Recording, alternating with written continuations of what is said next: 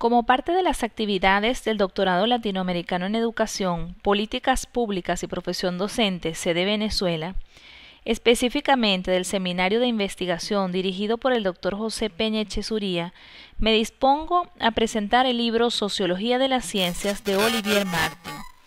Mi nombre es Patricia Quiroga y he decidido iniciar con la presentación del autor. Olivier Martin es profesor de Sociología de la Universidad Paris-Descartes, presidente del Consejo Nacional de la Universidad, director del Centro de Estudios de Relaciones Sociales y director de la Escuela Doctoral Ciencias Humanas y Sociales, Culturas, Individuos, Sociedades. Dentro de sus principales temas de investigación se tienen Sociología de la Salud, de la Enfermedad y de la Medicina, Sociología de las Ciencias, de las Prácticas Científicas, Sociología de los Objetos y Sociología de las Herramientas de Comunicación. El libro Sociología de las Ciencias se inscribe en su segundo tema de interés como investigador. El libro fue publicado en francés bajo el título Sociologie des Sciences en París en el año 2000. La edición en español del año 2003 es traducción de Eber Cardoso y está compuesto por 139 páginas. La estructura de la obra sigue un orden lógico y didáctico. Inicia con una introducción, seguido de 5 capítulos que contienen temas y subtemas, las conclusiones y cierra con un apartado titulado Para conocer más, en el que se listan revistas científicas destinadas al análisis sociológico de la ciencia, libros y colecciones de artículos. El mismo es concebido por el autor como un manual. En sus propias palabras señala: este manual presenta los principales acercamientos desarrollados por los sociólogos a los efectos de estudiar la ciencia, o mejor dicho, las ciencias. Su introducción inicia con los siguientes cuestionamientos. ¿Qué es la ciencia? ¿Cómo se elabora el saber científico? ¿Cuáles son las condiciones necesarias para el desarrollo científico? ¿Qué relaciones mantiene la ciencia y la sociedad?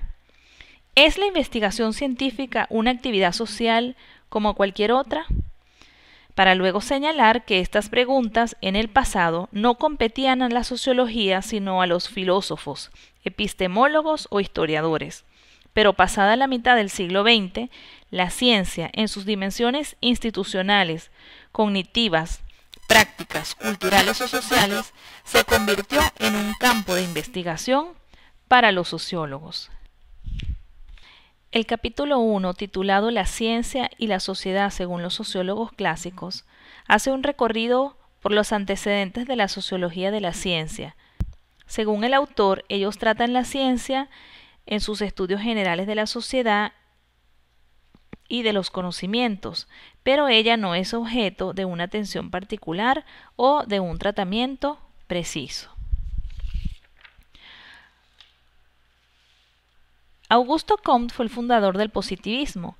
Enuncia las leyes de los 3 estados, teológico o ficticio, metafísico o abstracto y científico o positivo.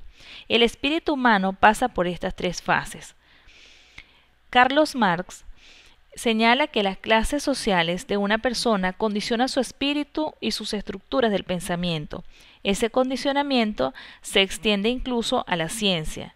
La ciencia está asociada a las técnicas y a las herramientas de producción de la clase burguesa.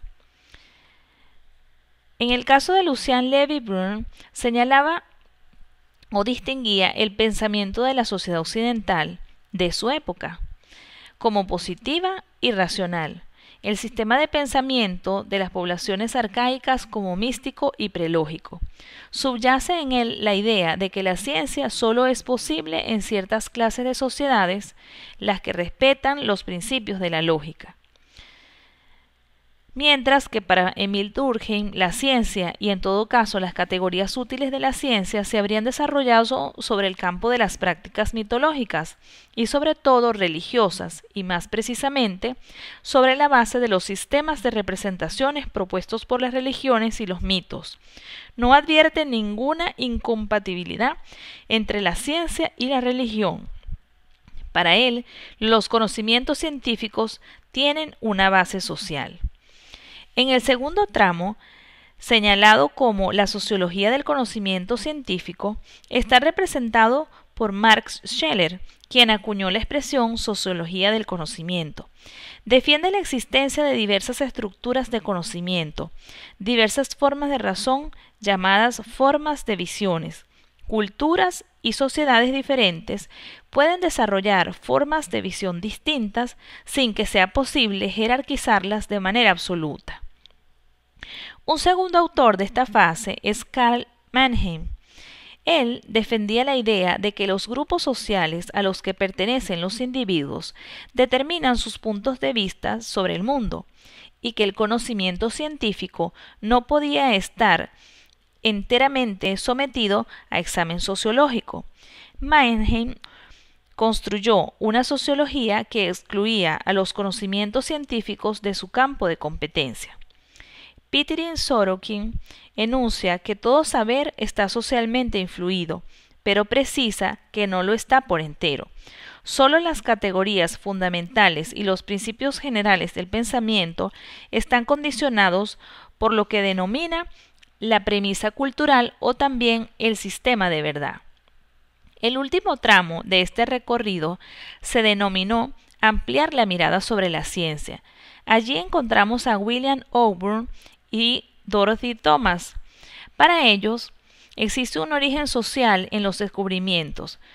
Si se producen descubrimientos múltiples, independientes y a veces simultáneos, entonces existen condiciones culturales, sociales e interculturales que favorecen y autorizan ciertos avances. Finalmente, Florian Nanecki precisa que la sociología del conocimiento solo puede ser la sociología de los usos y de los usuarios del conocimiento. Se interesó por estudiar a los investigadores y a los profesores, describiendo sus funciones, sus posiciones en el seno de la sociedad, su formación o su prestigio. En estos tres tramos observamos que en la primera parte existe un análisis de los nexos entre las formas de sociedad y la presencia de la ciencia. En la segunda fase, los únicos son los únicos autores que dedican su atención al conocimiento científico, mientras que en la tercera parte los conocimientos e inventos podrían tener determinantes sociales. El segundo capítulo, titulado La ciencia como espacio social regulado, se centra principalmente en el impulso dado a la sociología del conocimiento por Robert Merton. Él rompe con dos tradiciones, la sociología del conocimiento y la historia de las ciencias, para iniciar otro proyecto, construir una sociología de la ciencia entendida no como una clase de saber, sino como una estructura social de la que deben estudiarse las especificidades y los modos de regulación. Robert King Merton considera que la actividad científica no es una actividad natural del hombre. Se pregunta entonces acerca de los orígenes culturales de su desarrollo, acerca de los valores culturales subyacentes en la investigación científica. Él logra mostrar que el puritanismo contribuyó al desarrollo científico, aunque reconoce que otros factores políticos, económicos pueden haber desempeñado un papel importante. Asimismo, escribió normas que guían el comportamiento de los científicos y estructuran la ciencia en tanto actividad social.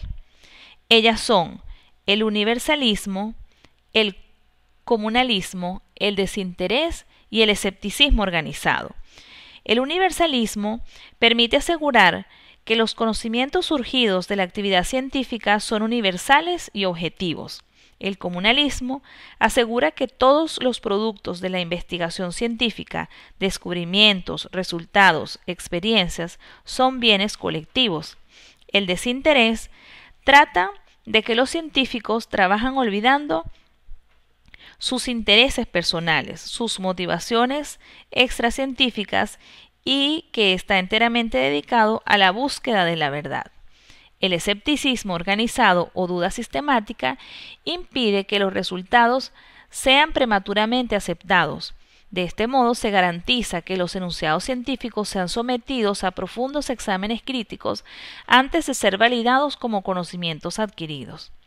El conjunto de estas 4 normas constituye a la vez el ethos científico moderno, es decir, los principios éticos y morales que deben guiar la acción del científico y la estructura social de las ciencias.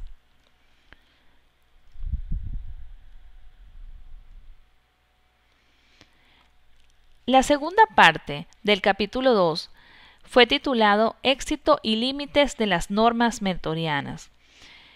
En cuanto a los éxitos, se señala que los sociólogos aprendieron los procesos efectivos de regulación, como por ejemplo los comités editoriales de las revistas.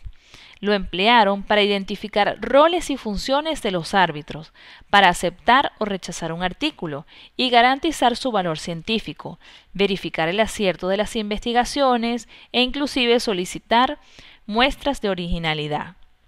Merton también tiene como éxitos el haber logrado introducir 2 nuevas normas, la originalidad y la humildad. Dentro de los límites de las normas mertorianas se tienen que el sistema mertoriano pierde su armonía al ser contradictorias ciertas normas. Existe riesgo de desequilibrio y posibilidad de desviación. Algunos estiman que las normas son ideales sin contenido empírico. No corresponden a las prácticas reales de los conocimientos y estas normas no tienen el alcance que Merton le atribuye.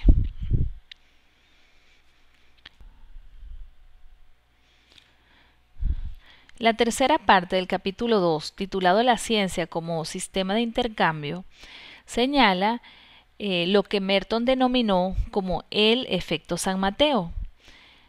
Cuanto más publica un autor, más recompensas obtendrá, premios o fondos para sus investigaciones y, en consecuencia, con mayor facilidad podrá seguir publicando.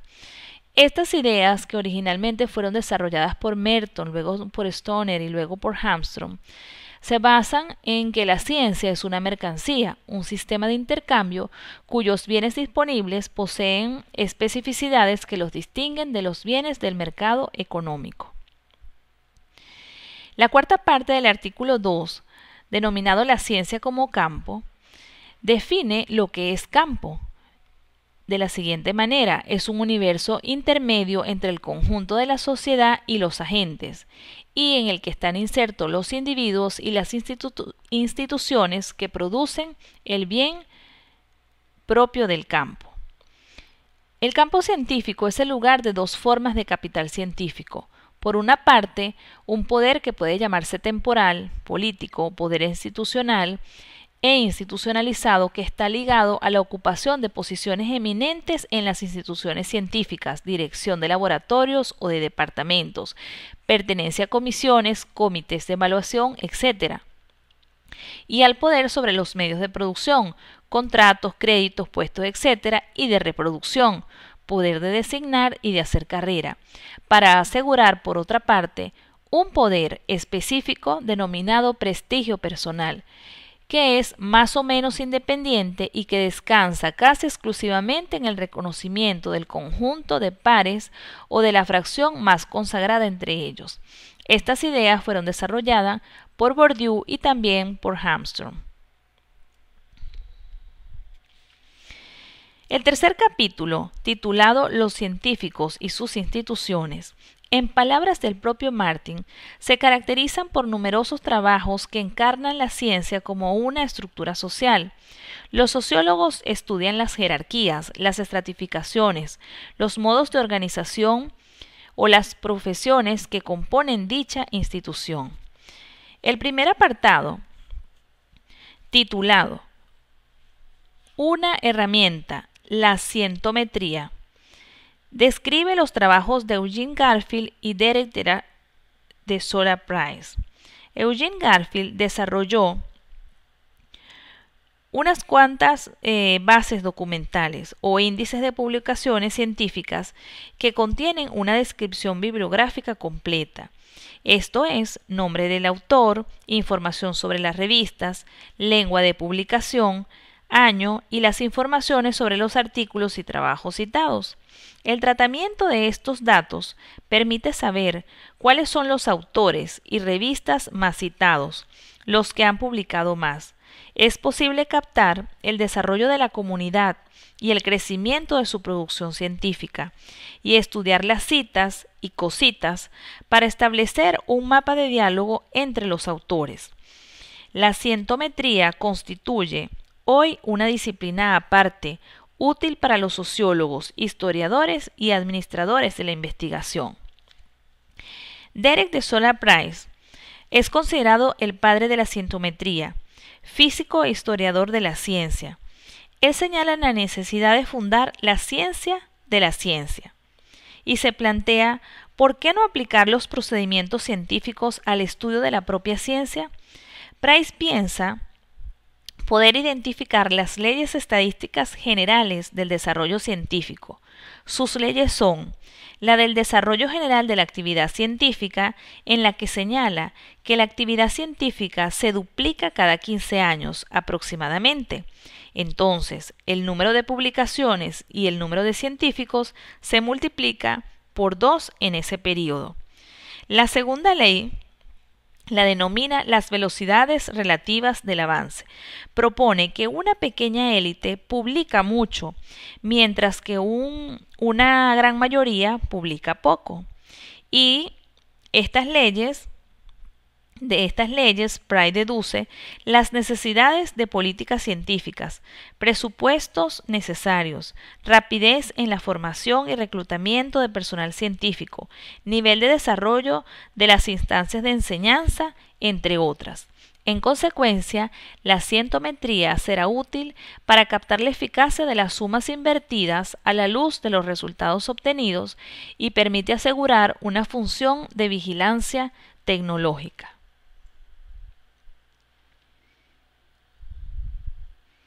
La segunda parte del tercer capítulo, titulada Las estratificaciones del espacio científico, dan cuenta de los trabajos de Norman Storer. Él concibe el espacio de la ciencia como un sistema de intercambio. Emprende un estudio general de las profesiones en la institución científica y señala que para que la ciencia garantice su autonomía frente al entorno político, social, religioso y económico, los científicos deben desempeñar un papel central en la organización y regulación de las profesiones. Para él, no existen diferencias entre los investigadores. Concibe la profesión como homogénea y el espacio científico como igualitario, democrático y liberal. En contraste a esa visión homogénea, se tiene lo propuesto por los hermanos Jonathan y Stephen Cole. Ellos muestran que existe una relación indirecta entre la posición académica de un investigador y la calidad de su trabajo científico. Esa relación está mediada por la visibilidad del investigador. La publicación de un trabajo científico de calidad volverá visible al investigador que lo produce, y la visibilidad le dará acceso a departamentos prestigiosos. Por su parte, Diane Crane mostró que la afiliación científica se encuentra fuertemente ligada al reconocimiento. Cuanto mayor sea el prestigio del lugar donde se haya realizado la formación, más fácil será reconocido el investigador por la comunidad científica. Cuanto más conocido sea el director que ha dirigido la tesis o seguido la formación de un joven investigador, más fácilmente reconocido será ese joven investigador. Otras formas de heterogeneidad fueron descritas por Margaret Rossiter. Ella se refiere al efecto Matilde en ciencia y en historia de las ciencias. Las mujeres tienden a ser olvidadas en las historias de los descubrimientos, los relatos de invención e incluso al momento de las recompensas. Asimismo, Pierre Bourdieu señala que existen disparidades económicas, culturales, políticas entre los miembros de diferentes academias.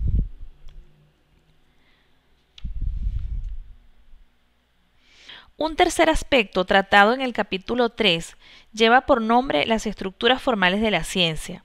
Trata de esclarecer los lazos, si es que existen, entre las formas institucionales de ciencia y su evolución.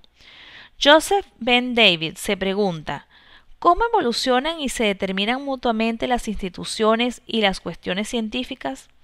Al respecto, Terry Shim, luego de sus estudios, señala que existe un lazo estrecho entre la especificidad científica y la forma de organización de los laboratorios. En forma contraria, Gerard Lemaine, Bernard Pierre, Lecuyer y otros aseguran que la organización de un laboratorio no depende de la disciplina del objeto de investigación, sino de los intereses y de los recursos de los individuos que lo integran. No existe una sola manera de organizar bien a los laboratorios. Ahora bien, Joseph Ben David realizó investigaciones en 3 direcciones: estudio de las condiciones del conocimiento de la ciencia moderna, estudio del papel de los científicos y estudio de las transformaciones de la ciencia. En sus conclusiones encuentra que la ciencia se desarrolla con más facilidad cuando se produce competencia entre los centros de investigación, cuando las ideas y los individuos están vivos y cuando el sistema científico es descentralizado. El cuarto aspecto tratado en el capítulo 3 se titula Las estructuras formales de la ciencia, y en este básicamente se desarrollan los denominados colegios invisibles y las redes de científicos. El concepto de colegios invisibles fue desarrollado por Derek de Sola Price.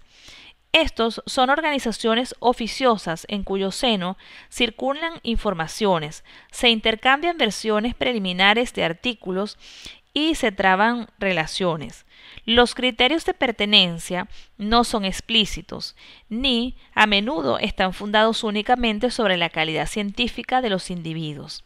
Las fronteras de esos grupos son difusas y se encuentran en perpetua modificación. Sus estructuras son inciertas y las jerarquías a menudo resultan inexistentes. Estos grupos son informales. Las redes científicas provienen de las técnicas y las informaciones proporcionadas por la cientometría, citas y cocitas. Se pueden identificar las estructuras informales que constituyen las redes de autores. Estas redes trascienden a las disciplinas. Esta concepción de la noción de red ha sido criticada por diversos sociólogos que estiman que el análisis cientométrico de las citas forman una bonita parte de las relaciones que quizás solo sean fortuitas o artificiales y que resulta incapaz de identificar las relaciones de fondo, es decir, las relaciones realmente productivas. El capítulo 4, cuyo nombre es Sociología del conocimiento científico, da cuenta del surgimiento de los nuevos enfoques sociológicos de la ciencia. La mirada se dirige a las teorías, los métodos y los conocimientos científicos, es decir, sobre el contenido de la ciencia. En su primer apartado, que lleva por nombre Filosofía de la ciencia, se señala, entre otros aspectos, que la sociología de la ciencia se apoya en la renovación fundamental que experimentan las ideas filosóficas acerca de la ciencia en el curso del siglo XX. Al final de la certeza filosófica sobre la ciencia está vinculado a los trabajos de varios personajes. El primero de ellos es Ludwig Wittgenstein, quien pone fin a la supremacía de la lógica para explicar la verdad sobre las cosas del mundo, y subraya que el lenguaje solo tiene sentido si expresa situaciones, hechos y no enunciados. El significado es otorgado por el uso y la aplicación, y no por una tendencia, sea cual fuere. Por su parte, Paul Feyerabend afirma que el conocimiento científico no es necesariamente más confiable que los demás tipos de conocimiento, como los que vehiculizan los mitos, las creencias religiosas o las supersticiones. Niega a la ciencia el poder de proclamarse como una forma superior de saber sobre la naturaleza, y sobre todo no existen procedimientos o metodologías típicamente científicas. Alexandre Coiré muestra que la evolución del pensamiento científico es inseparable de las ideas filosóficas y religiosas, pero fueron los cuestionamientos de Thomas Kuhn los que tuvieron mayor impacto en la sociología. Kuhn estudia las revoluciones científicas de la ciencia, entre ellas la copernicana, la newtoniana, y esto lo llevó a analizar los períodos que separan dos revoluciones. Dichos períodos, llamados de ciencia normal, no son momentos críticos durante los que los científicos procuran validar sus hipótesis, refinar sus resultados, certificar sus conocimientos y sus teorías, sin cuestionar el marco teórico general de sus conocimientos. Para designar a ese corpus de hipótesis, resultados, conocimientos, teorías que constituyen el universo del investigador en un momento dado, Kuhn recurrió a la noción de paradigma, que la definió como el conjunto de convicciones o de dogmas compartidas y por tanto aceptados por una comunidad científica dada. Para Kuhn, el paradigma puede ser definido por 4 observaciones. 2 paradigmas distintos son incomparables. Durante un largo periodo, el saber científico se desarrolla presentando revoluciones sucesivas. No hay experiencias, observaciones y elaboración de teorías neutras, y 2 paradigmas distintos son incompatibles. El segundo apartado del 4º capítulo centra su atención en el nacimiento de nuevas disciplinas. En este sentido, para Gerard Holton, los factores que llevan a crear nuevos campos de investigación son la competencia y el interés de realizar descubrimientos inéditos. Para él, la existencia de conflicto es una necesidad para que se produzca el avance de la ciencia. Michael Mulkey sugiere que los nuevos campos de la ciencia son resultados de migraciones de científicos que percibieron la existencia de problemas irresueltos, de campos inexplorados, de probables observaciones prometedoras o de avances técnicos. Un ejemplo es el caso de Gerard Lemaine y otros, quienes desarrollaron la neurofisiología del sueño a través de un encuentro de numerosos campos disciplinarios: fisiología, bioquímica, histología y psicoanálisis. Otras formas de nacimiento de nuevas disciplinas ocurren por hibridación, esto es, actores marginales o con estrategias no clásicas en el seno de su disciplina pueden ser llevadas a encontrarse y a construir saberes y métodos de una nueva disciplina. Tal es el caso del nacimiento de la etnomusicología por antropólogos aficionados a la música. El tercer apartado del capítulo 4 se destina a conocer los determinantes sociales de los saberes, es decir, las vías empleadas para generar conocimiento científico desde factores exclusivamente sociológicos.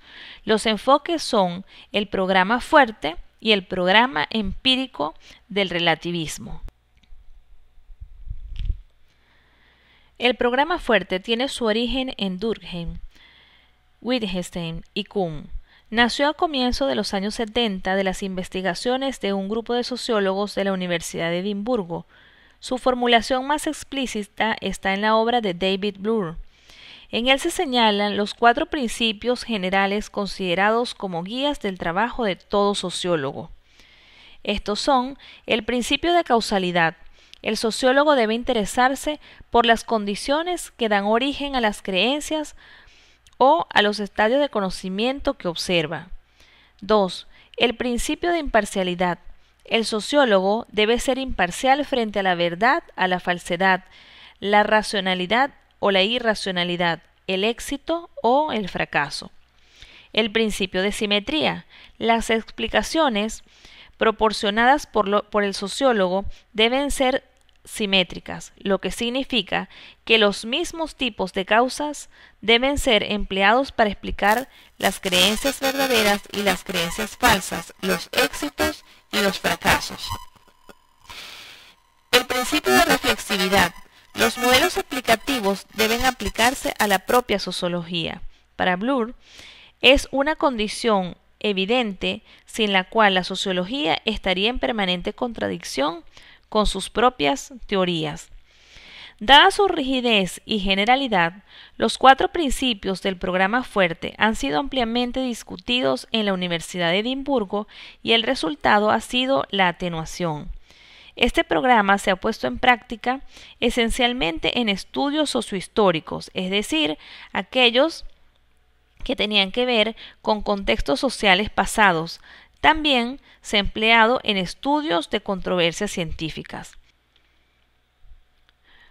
Por su parte, el programa empírico del relativismo surge de los trabajos de Harry Collins, profesor de sociología de la Universidad de Bath. Si bien es concebido como una prolongación del programa fuerte, se distingue en los siguientes puntos. Privilegia el estudio de casos contemporáneos y no de situaciones pasadas, lo que autoriza métodos de investigación clásicos en sociología, entrevistas, observaciones.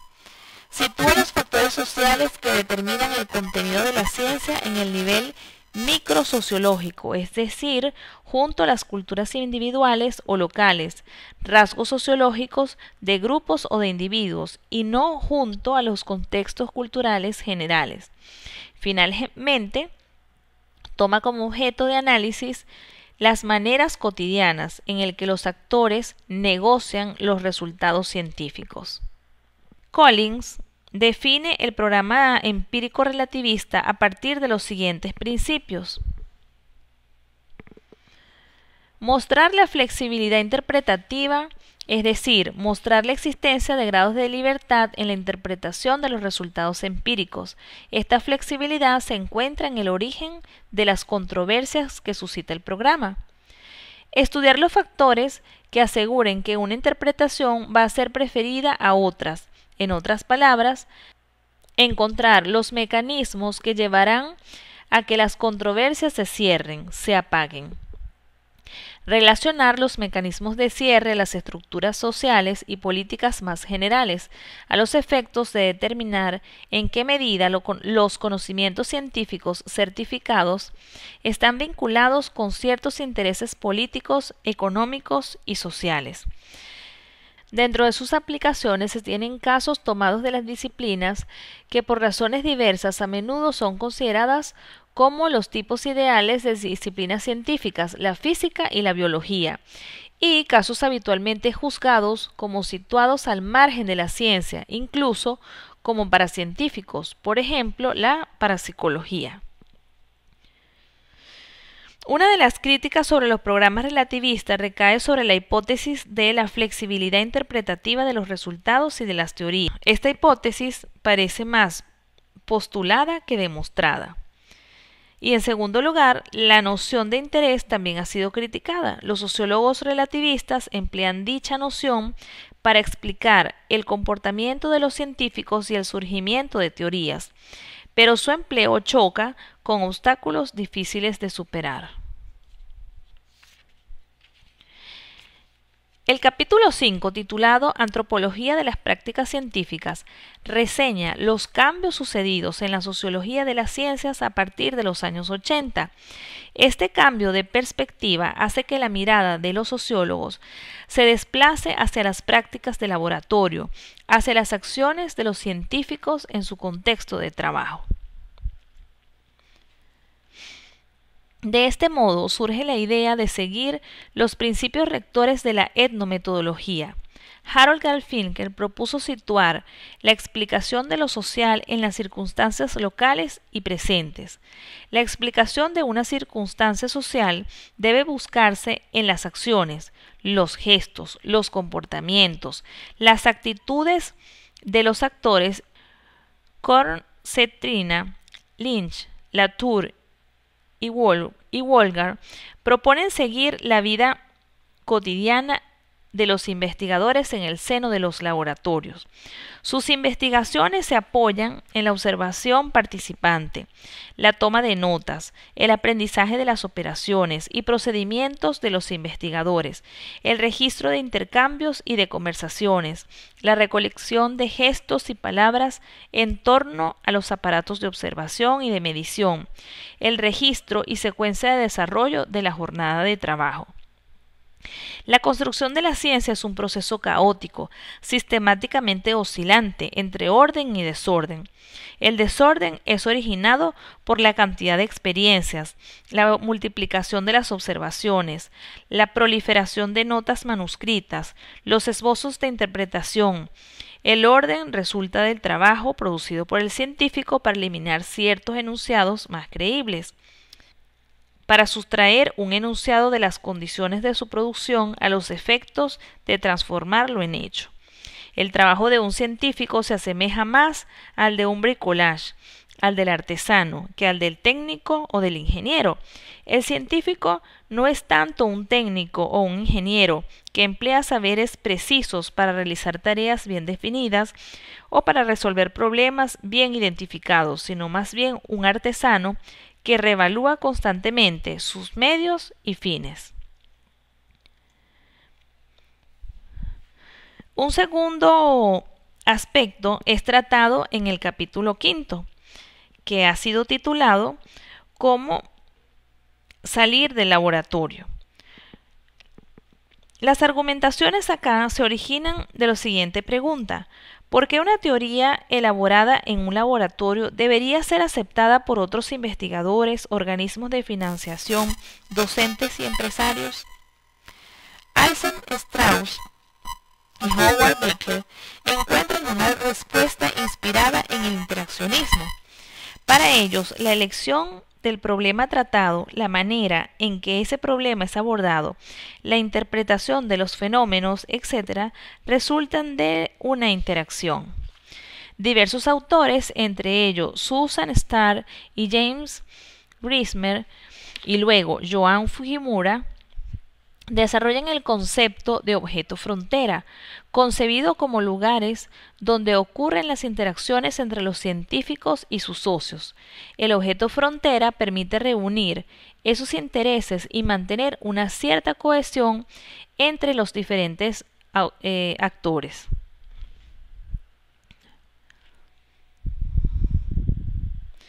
Los trabajos de Michel Calón y de Bruno Latour permiten comprender por qué los hechos científicos llegan a ser aceptados por una comunidad mucho más amplia que el laboratorio, que estuvo en el origen de los hechos. Bruno Latour emprende un análisis histórico sobre la manera en que se impulsó el pasteurismo en la Francia del siglo XIX y cómo la sociedad francesa se fue transformando al mismo tiempo en la ciencia pasteuriana. En el mismo orden de ideas, Michel Calón desarrolló la teoría de la traducción. Permite comprender la manera en que los hechos científicos, la naturaleza y los actores asociados, diversamente involucrados con estos hechos, la sociedad, interdependen unos de otros y se construyen simultáneamente. Permiten comprender el modo en el que diversos intereses, individuos, campos de investigación y teorías logran, mediante la sucesión de transformaciones, asociarse y fundirse en una misma entidad. Los momentos de la traducción son la problematización, la participación, el enrolamiento y la movilización. En la etapa de problematización, los científicos procuran definir el objeto y cuestión de la investigación, de manera que otros actores encuentren un interés en ese objeto y en esa cuestión y acepten su definición. La etapa de participación consiste en que los investigadores sellan alianzas con los actores asociados a la problemática. En la etapa de enrolamiento, dicha noción designa el mecanismo por el cual un rol es definido y atribuido a un autor que lo acepta. El rol no se halla necesariamente predefinido, sino que es progresivamente construido y estabilizado durante esta etapa. La etapa de movilización consiste en que los diferentes actores se asocian unos con otros a través de sus voceros. La asignación de voceros permite reducir el número de interlocutores y homogeneizar los puntos de vista, los intereses y los lenguajes. Permite convertir grupos heterogéneos y numerosos en una cantidad reducida de entidades homogéneas y fácilmente controlables. De este proceso nace la figura del actor reactuante. Es un nuevo actor que es el resultado de la traducción de todos los actores, de todos los problemas y de todos los puntos de vista, de todos los intereses inicialmente presentes. El tercer aspecto del capítulo 5, titulado La crítica a la sociología de las prácticas, plantea que el enfoque etnometodológico de las ciencias pretende que el único marco aceptable para estudiar la ciencia es el laboratorio y que solamente las prácticas deben ser tomadas en consideración.